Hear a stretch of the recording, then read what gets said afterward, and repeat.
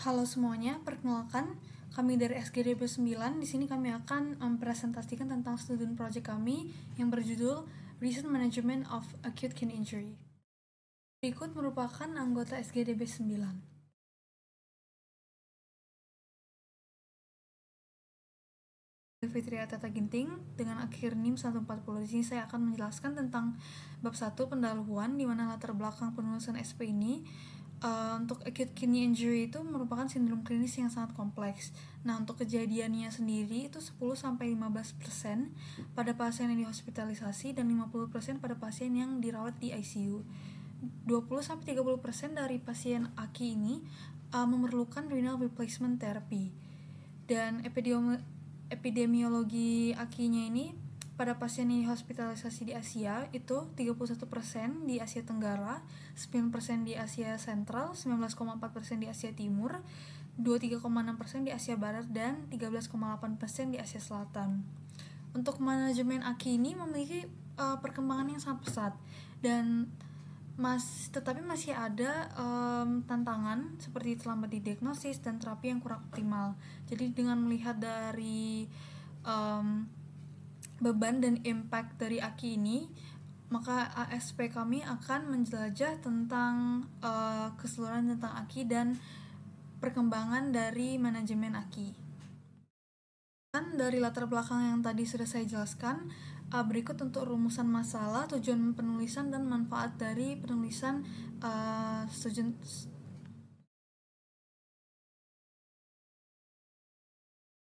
Perkenalkan, nama saya Medeka Verti dengan 3 digit NIM terakhir 003.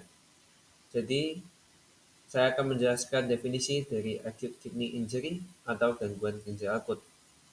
Gangguan ginjal akut itu merupakan kondisi kelainan anatomi atau fungsional dari ginjal yang terjadi secara mendadak dan menyebabkan fungsi ekskresi terganggu.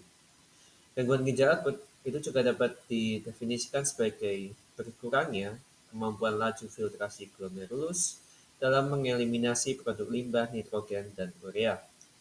Selain itu, dari KDIGO, definisi gangguan ginjal akut itu dapat berupa peningkatan serum kreatinin lebih dari 0,3 cc per desiliter dalam waktu 48 jam, peningkatan hingga lebih dari 1,5 kali serum kreatinin awal dalam waktu 7 hari, atau volume urin kurang dari 0,5 cc per kilogram berat badan per jam selama 6 jam.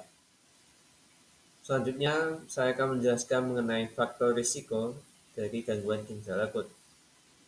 Faktor risikonya itu dapat kita selalu temukan bersamaan dengan kondisi medis lainnya. Misalnya diabetes, hipertensi, obesitas, anemia, hiperurisemia, hipoalbuminemia, hiperglikemia, CKD, cardiovascular disease, chronic liver disease, atau COPD, yang semuanya itu dapat menjadi faktor risiko dari gangguan ginjal akut. Kemudian kita juga dapat temukan misalnya pasien itu dalam kondisi kritis, misalnya seperti sepsis, shock, HIV/AIDS, atau trauma berat. Kemudian faktor risiko gangguan ginjal akut yang dapat kita temukan itu adalah dari intervensi medis, yaitu dari obat nekrotoksik, misalnya NSAID, ARP, ACE inhibitor, atau kontras. Kemudian juga bisa kita dapatkan dari prosedur bedah yang besar atau penggunaan ventilasi mekanik. Kemudian faktor risiko dari gangguan ginjal akut itu juga dapat meliputi yang faktor yang non-modifiable, misalnya lanjut usia yang lebih dari 60 tahun. Baik, terima kasih atas kesempatan yang diberikan. Perkenalkan, nama saya Rian Adriandra Putranto dengan NIM akhir 094. Saya ingin menjelaskan mengenai akibat renal. Akibat renal adalah gangguan fungsi ginjal akibat adanya hipoperfusi, di mana aliran darah ke ginjal itu menurun tanpa kerusakan struktural pada jaringan ginjal. Kondisi ini umumnya bersifat fungsional dan reversibel jika ditangani dengan cepat. Penyebab utamanya antara lain depresi volume seperti dehidrasi, muntah, diare, pendarahan, luka bakar, atau diuresis berlebihan. Serta bisa juga karena gangguan jantung seperti gagal jantung, shock kardiogenik, atau aritmia. Dan juga shock distributif seperti pada sepsis.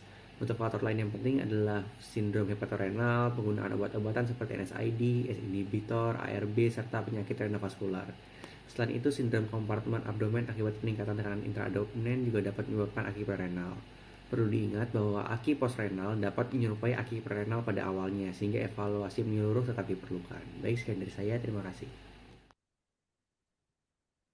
Sebelumnya, perkenalkan nama saya Patricia Linjata dengan 3 jenis terakhir 171.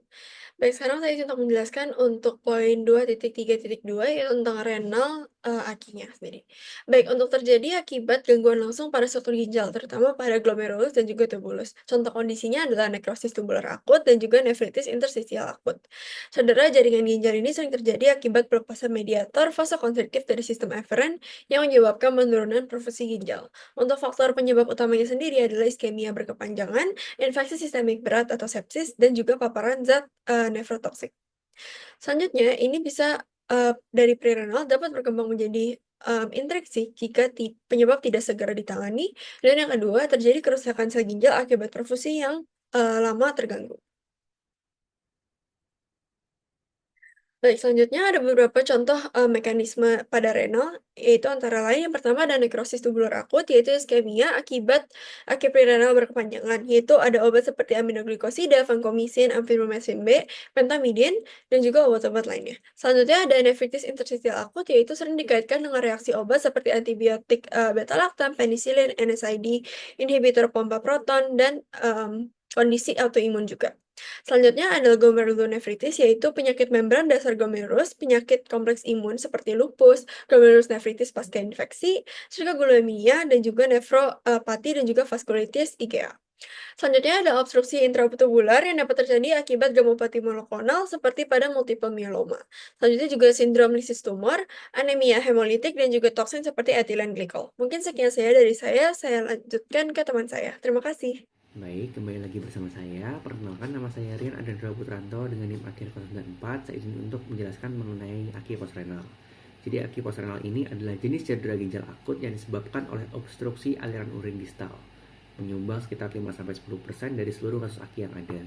Obstruksi ini bisa terjadi di ureter, kandung kemih, atau uretra dan menyebabkan peningkatan tekanan intratubular yang menurunkan laju filtrasi glomerulus. Penyebab umumnya meliputi obstruksi ureter bilateral akibat batu ginjal, bekuan darah, atau fibrosis retroperitoneal, serta hambatan dari kandung kemih karena hiperplasia prostat jinak, struktur uretra, atau kandung kemih neurogenik. Pada anak-anak, katup uretra posterior kongenital bisa menjadi penyebab, sementara kasus iatrogenik dapat terjadi pasca operasi. Selain itu, masa di pelvis, hernia, serta retensi urin kronik akibat obat-obatan atau cedera saraf tulang belakang juga dapat menyebabkan aki postrenal. Jika obstruksi tidak ditangani segera, dapat terjadi inflamasi, kerusakan tubulus ginjal, hingga fibrosis permanen. Oleh karena itu, deteksi dan intervensi dini sangat penting untuk mencegah kerusakan ginjal yang irreversibel. Baik, sekian dari saya. Terima kasih. Perkenalkan, nama saya Igusti Pranavita Kirana dengan 3 gen yang terakhir 212. Di sini saya akan melanjutkan penjelasan ke patofisiologi dari aki. Jadi patofisiologi dari aki dibagi menjadi 3 berdasarkan dengan etiologinya. Secara prerenal, itu yang pertama terjadi depresi volume atau cardiogenic shock atau sindrom kompartemen abdomen. Yang ini menyebabkan volume darah arteri efektifnya itu menurun. Kemudian ini menyebabkan retensi vaskular dan cardiac output yang menurun dan juga mengakibatkan hipoperfusi ginjal yang akan mengakibatkan GFR yang turun. Kemudian secara renal itu terjadi kerusakan endotel, kemudian kerusakan endotel ini akan melepaskan endotelin vasokonstriktor yang akan menurunkan renal blood flow. Yang kedua, di sini ada cedera atau paparan toksisitas kepada glomerulus ataupun tubulus, di mana ini akan mengakibatkan respon inflamasi dan deposisi kompleks imun dan menyebabkan kerusakan fungsi filtrasi dan reabsorpsi yang kemudian akan menurunkan GFR dan juga menyebabkan albuminuria. Kemudian secara postrenal, biasanya terjadi obstruksi saluran urin yang menyebabkan peningkatan tekanan hidrostatis dari saluran urin dan menurunkan filtrasi dan juga menurunkan perfusi dari ginjal. Baik, di sini saya akan lanjutkan ke gejala dari acute kidney injury. Yang pertama, jika penyebabnya itu merupakan prerenal, bisa ditemukan gejala seperti diare, mual muntah, kesulitan makan dan minum per oral. Kemudian juga bisa ditemukan takikardi, hipertensi ortostatik, mukus membran yang kering, dan CRT yang memanjang. Jika penyebabnya adalah intrarenal, itu bisa ditemukan gejalanya itu mengarah ke underlying disease-nya. Seperti misalnya jika dia disebabkan oleh SLE, bisa ditemukan butterfly rash, dan juga bisa ditemukan demam atau nyeri flank. Kemudian jika penyebabnya adalah secara post-renal, itu bisa ditemukan anuria, poliuria, oliguria, nokturia, dan urinary incontinence. Kemudian juga ditemukan penurunan GFR, dan juga adanya peningkatan tekanan hidrostatik dan tekanan tubular. Baik, sekian dari saya. Terima kasih. Baik, selamat siang semuanya. Sebelum perkenalkan saya Farel Armando Damanik dengan digit NIM 243. Di sini menjelaskan mengenai diagnosis of acute kidney injury. Yang pertama adalah pemeriksaan laboratorium dan biomarker terbaru, di mana untuk awalnya diagnosis dan staging dari AKI ini berdasarkan daripada beberapa kriteria seperti risk injury failure lost and end stage atau RIFLE, dan kriteria acute kidney injury network atau AKIN, di mana diagnosis terbaru berdasarkan pada guideline Kidney Disease Improving Global Outcome atau KDIGO yang menggunakan parameter tingkat produksi urin dan kreatinin serum pasien sebagai alat ukur. Namun selain dari hal tersebut, beberapa biomarker lainnya yang bekerja pada siklus hidup sel itu dapat digunakan juga dengan cara terbaru ya dalam mendiagnosis AKI.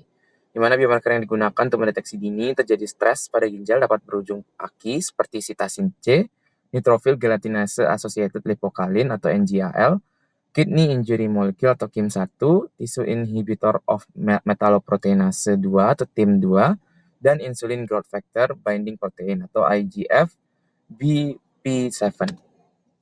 Baik, saya melanjutkan mengenai imaging dan pemeriksaan penunjang lainnya, di mana evaluasi dari AKI tidak memerlukan pemeriksaan penunjang yang mahal dan canggih.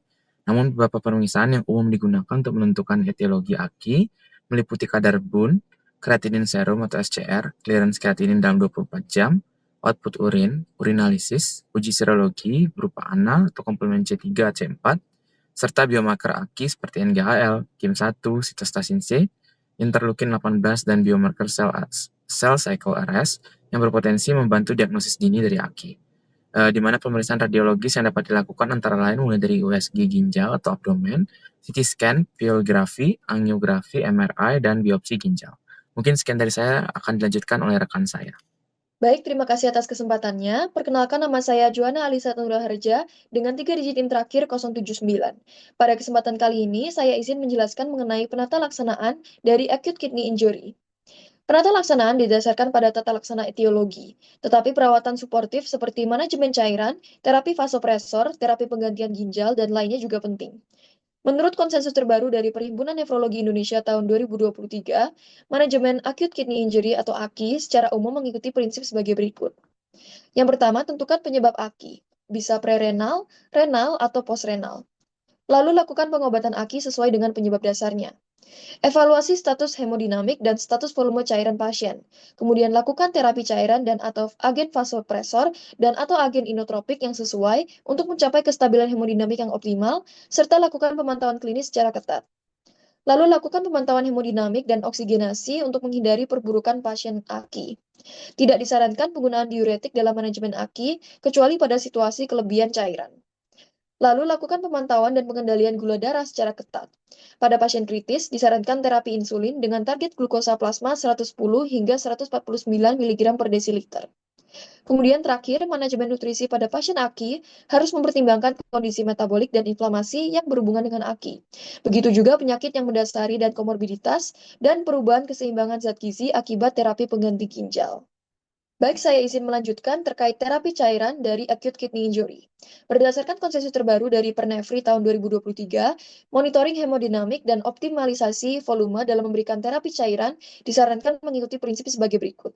Pertama, pasien dengan AKI atau berisiko AKI harus mencapai sasaran tekanan darah spesifik melalui pemantauan hemodinamik secara ketat. Rekomendasi sasaran tekanan darah pada pasien kritis untuk mencegah atau menghindari perkembangan AKI dapat dilihat pada layar. Kemudian direkomendasikan penggunaan cairan kristaloid untuk resusitasi cairan, dan tidak direkomendasikan penggunaan starch, gelatin, atau dextrans untuk resusitasi cairan. Kemudian terakhir merekomendasikan penggunaan balance kristaloid normal salin 0,9% pada pasien yang membutuhkan resusitasi dalam jumlah besar. Dan dalam kasus ini perlu dilakukan pemantauan terjadinya hiperkloremia. Kecukupan cairan pasien dapat dinilai melalui pemeriksaan fisik, pengukuran preload jantung, dan pengangkatan kedua tungkai secara pasif. Mungkin sekian dari penjelasan saya, selanjutnya akan dilanjutkan oleh rekan saya. Terima kasih. Perkenalkan, nama saya Kada Bintang Arsya Putri dengan 3 digit NIM terakhir 56, dan di sini saya akan menjelaskan terkait dengan vasopresor. Terapi vasopresor umumnya dianjurkan jika pemberian cairan tidak berhasil mencapai target mean arterial pressure pada kondisi hipotensi berat yang disebabkan oleh faktor selain hipovolumia. Sebagai terapi lini pertama, norepinefrin banyak digunakan pada kasus shock dengan vasopressin sebagai pilihan sekunder sesuai pedoman surviving sepsis. Beberapa pilihan vasopresor lainnya yakni epinefrin, phenylephrine, dan juga dopamin. Norepinefrin dosis tinggi dapat menurunkan aliran darah ke ginjal melalui stimulasi reseptor alfa-1. Sebaliknya, vasopressin memberikan efek vasokonstriksi yang minimal pada arterial aferen ginjal dan lebih dominan pada arterial eferen, yang dapat meningkatkan aliran darah ginjal. Oleh karena itu, terapi dengan menggunakan vasopressin menunjukkan profil yang lebih menguntungkan pada pasien yang mengalami AKI. Kondisi vasopressin yang umumnya digunakan adalah 0,03 unit per menit infus continuous sebagai dosis tetap tanpa titrasi agresif. Sekian penjelasan dari saya. Untuk slide selanjutnya akan dijelaskan oleh teman yang lainnya. Terima kasih. Baik, terima kasih atas kesempatannya. Perkenalkan, saya Tracy Aurela Geraldia Kema dengan NIM akhir 115, izin untuk menjelaskan mengenai renal replacement therapy atau RRT. RRT merupakan terapi yang dapat menggantikan fungsi ginjal seperti membersihkan sisa elektrolit, zat beracun, dan cairan yang terakumulasi di ruang intravaskular dan ekstravaskular dalam kondisi AKI. Berdasarkan cara clearance dapat dibagi menjadi hemodialisis, yaitu clearance difusi, yang menghilangkan zat berlebihan dengan mempertahankan gradien untuk mengoptimalkan difusi, dan juga efektif terhadap zat dengan berat molekul rendah, yaitu kurang dari 10 kilodalton seperti kalium dan urea. Selain itu ada hemofiltrasi yang merupakan clearance konvektif, menghasilkan tekanan negatif untuk menarik zat terlarut melintasi membran semipermeabel sambil memasukkan cairan pengganti elektrolit secara bersamaan ke dalam sirkuit ekstrakorporeal. Ini efektif terhadap berat molekul yang tinggi, seperti 10-50 kilodalton, seperti antimikroba dan mediator. Selanjutnya, berdasarkan durasi dan mesin dapat dibagi menjadi CRRT dan IHD. Continuous RRT menggunakan mesin dengan larutan steril yang telah dibuat sebelumnya dan dapat digunakan untuk keperluan hemodialisis atau hemofiltrasi. Sementara intermittent hemodialisis merupakan terapi ekstrakorporeal berupa clearance difusi dan diterapkan untuk jangka waktu tertentu, yang menghasilkan clearance yang jauh lebih besar. Namun, IHD dapat menyebabkan ketidakstabilan hemodinamik yang lebih besar daripada CRRT. Sekian dari saya, terima kasih. Semuanya, perkenalkan, nama saya Putusan Kitani Rajanari dengan 3 digit NIM terakhir 049, izin untuk menjelaskan mengenai farmakoterapi daripada acute kidney injury. Jadi secara umum tidak terdapat terapi farmakologi yang spesifik untuk mampu menangani acute kidney injury atau AKI. Namun ada beberapa obat-obatan yang dapat diberikan. Yang pertama yaitu erythropoietin, di mana dapat menghindari kerusakan akibat iskemi perfusi oleh kontras serta meningkatkan kinerja ginjal dengan mengurangi apoptosis. Kemudian berikutnya itu ada alkalin fosfat, di mana alkalin fosfat ini protektif dengan defosforilasi dan menetralkan endotoksin dari bakteri gram negatif. Kemudian yang ketiga yaitu ada diuretik, namun umumnya tidak disarankan untuk digunakan, tetapi diuretik dapat juga digunakan seperti furosemid, diperlukan pada kasus volume overload. Kemudian adapun penanganan khusus sesuai dengan gejala ataupun komplikasi yang dialami oleh pasien AKI, yaitu contohnya seperti penanganan hiperkalemia, di mana AKI dengan hiperkalemia dapat diberikan beberapa obat-obatan seperti insulin, dextrose, beta agonis, potassium binding resins, dan juga kalsium gluconat. Sekian dapat saya sampaikan. Slide berikutnya akan dijelaskan oleh teman saya. Terima kasih. Perkenalkan, nama saya Nanda Aulia dengan 3 digit NIM akhir 015, izin untuk menjelaskan mengenai komplikasi dan juga prognosis dari acute kidney injury atau AKI. Jadi acute kidney injury di sini merupakan kondisi akut pada ginjal yang dapat menimbulkan komplikasi serius seperti gangguan elektrolit, misalnya hiperkalemia yang bisa menyebabkan aritmia jantung, serta asidosis metabolik dan retensi cairan yang memperburuk fungsi organ vital seperti paru-paru dan juga jantung. Pada pasien kritis, AKI dapat menyebabkan disfungsi multiorgan akibat inflamasi sistemik dan juga gangguan perfusi jaringan. Dari sisi prognosisnya sendiri, AKI sangat bervariasi, tergantung dari keparahan penyakit dan juga respons terapi yang dialami oleh pasien. Sekitar 22,7 pasien rawat inap dengan AKI berlanjut menjadi AKD atau acute kidney disease, yaitu gangguan ginjal lebih dari 7 hari.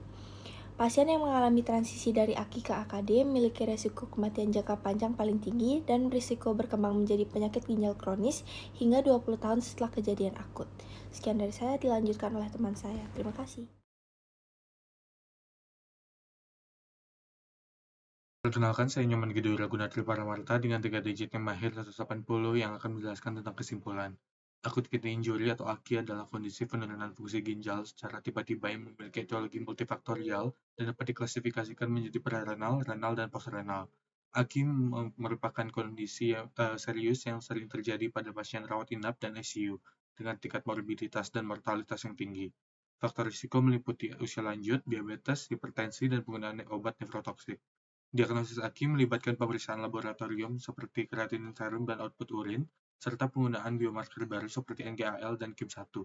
Penatalaksanaan AKI fokus pada identifikasi dan penanganan penyebab dasar, stabilisasi hemodinamik, terapi cairan, penggunaan vasopresor, terapi pengganti ginjal, serta pengaturan farmakoterapi dan nutrisi. Terapi farmakologi bersifat suportif karena belum tersedia terapi yang secara spesifik menyembuhkan AKI. Komplikasi AKI dapat meliputi gangguan elektrolit, asidosis metabolik, edema paru, hingga kegagalan multiorgan. Prognosis tergantung pada tingkat keparahan dan durasi AKI, serta respons terhadap terapi dengan risiko jangka panjang berupa transisi ke penyakit ginjal kronis. Oleh karena itu, deteksi dini dan manajemen komprehensif sangat penting untuk mengurangi dampak jangka pendek dan panjang dari AKI. Sekian dari saya, terima kasih. Sekian dari presentasi dari SGDB 9 mengenai recent measurement of acute kidney injury. Terima kasih.